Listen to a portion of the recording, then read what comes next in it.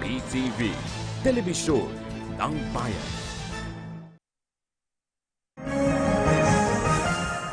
Magandang umaga, nagbabalik ang PTV Newsbreak. Lusot na sa ikatlo at pinal na pagbasa ng Senado ang panukalang batas na naglalayong palawigin ng 120 araw ang maternity leave.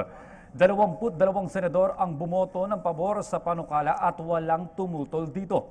Sa ilalim ng Senate Bill number 1305 o Expanded Maternity Leave Law of 2017, lahat ng mga kababaihan anuman ang kalagayan sa buhay o may anak ay bibigyan ng 120 days maternity leave with pay at papayagang mag-extend ng 30 days na walang bayad.